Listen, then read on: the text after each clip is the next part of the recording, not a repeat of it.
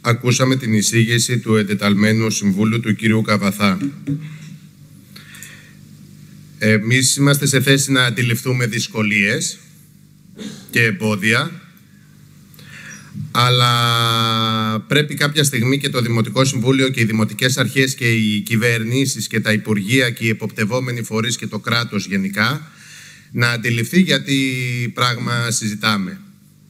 Το Βότρης το διεκδικούν οι κάτοικοι των Σεπολίων 30-34 χρόνια. Στο αρχείο της αναγέννησης η πρώτη ανακοίνωση είναι το 1991.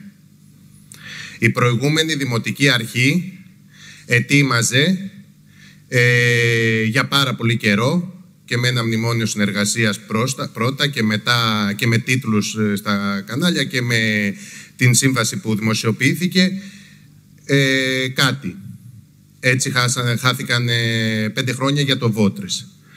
Και μόλις ανακοινώθηκε σε εμάς ότι η επόμενη δημοτική αρχή θα ασχοληθεί πιθανά ή πιθανότατα κάμποσα χρόνια ακόμα για να επαναδιαπραγματευτεί το προηγούμενο.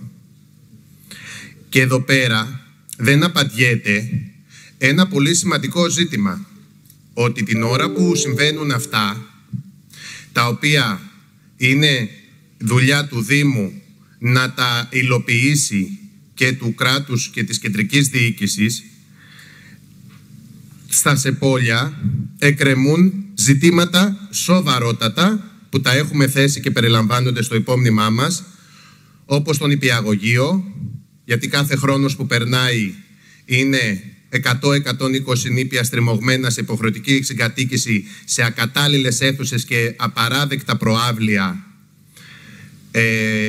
με το 62 δημοτικό και κάπως ακόμα στα υπόλοιπα νηπιαγωγεία τα κοντινά που είναι σε κοντέινερ. Υπάρχει έλλειψη ελεύθερου χώρου. Υπάρχει βρωμιά, χαβούζα, επικινδυνότητα.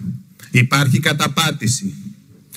Και να δεχτούμε εμείς τις δυσκολίες ότι είναι αντικειμενικές των δημοτικών αρχών προηγουμένων και τωρινής και κάποιας επόμενης, ότι γι' αυτό δεν προχωράνε τα πράγματα λόγω των δυσκολιών και ότι δεν είναι επιλογή και προτεραιότητα.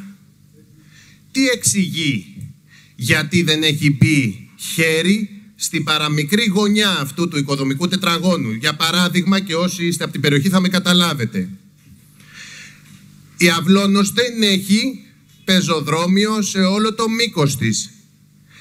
Τι την εμποδίζει τη Δημοτική Αρχή να φτιάξει πεζοδρόμιο? Το Βότρης είναι του κράτους. Θα μπορούσε να ανήκει και σε οποιοδήποτε άλλο. Πεζοδρόμιο όμως πρέπει να έχει ο δρόμος και να πηγαίνουν οι άνθρωποι στο Δημοτικό Βρεφικό Σταθμό, όχι μέσα από το δρόμο όπως πήγαινα εγώ για παράδειγμα το καρότσι των διδήμων. Γιατί αυτό έκανα. Ή τι εμποδίζει να διανοιχτεί η Γράμμου? Τι εμποδίζει να μην υπάρχουν σε συγκεκριμένες περιοχές φωτισμός, πρόσβαση? Δεν απαντιέται λοιπόν το κύριο. Εμείς είμαστε για 7η, 8η ή 9η φορά σε Δημοτικό Συμβούλιο τα τελευταία 6-7 χρόνια με αυτό σαν θέμα, όχι με άλλα, με αυτό σαν θέμα. Άρα λοιπόν εδώ πέρα θέλουμε να σταθούμε σε δύο πράγματα.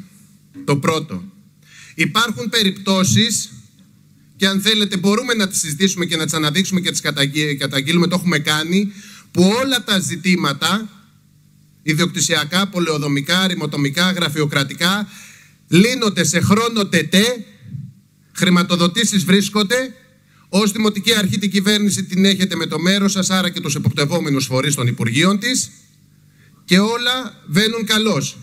Αλλά υπάρχει το Βότρης και άλλα αιτήματα της γειτονιάς μου, όπου πρέπει εδώ πέρα μονίμως να συζητάμε για τα σοβαρότατα εμπόδια, ας πούμε, που έχει να υλοποιηθούν τα αιτήματα των κατοίκων. Δεν πρόκειται να το αποδεχτούμε αυτό. Γιατί για να το αποδεχτούμε θα πρέπει να δεχτούμε ότι καλώς, ορθώς, δημοτικές αρχές και κυβερνήσεις επί 34 χρόνια δεν υλοποίησαν το παραμικρό ούτε ένα μέτρο πεζοδρομίου. Κύριε Μπερνάτο, ολοκληρωσίας. Ολοκληρώσει ο χρόνος. Ναι. Ζητάμε λοιπόν από την κυβέρνηση και από τη Δημοτική Αρχή να τρέξουν όλες οι απαραίτητες διαδικασίες έτσι ώστε το Βότρης να καταλήξει για την αξιοποίηση προς όφελος των κατοίκων και με βάση τα αιτήματά τους να μην τα επαναλάβω. Και δεύτερον, μέχρι εκείνη τη στιγμή και σε αυτό κρίνεται η πολιτική προτεραιότητά σας, αλλά μέχρι εκείνη τη στιγμή κρίνεται και αν διοικητικά θα ασχοληθεί κάποιος με αυτό το οικοδομικό τετράγωνο και θα φτιαχτεί κάτι κάπου σε κάποια γωνία του. Και τα έθεσα και συγκεκριμένα τα ζητήματα. Και τα αδόμητα οικόπεδα επί της Εθνικής Οδού και όλη η περιοχή εκεί πέρα. Τα υπόλοιπα στο υπόμνημά μας είναι πολύ αναλυτικά. Να είστε καλά, σας ευχαριστούμε. Ο κύριος Μητροπιάς.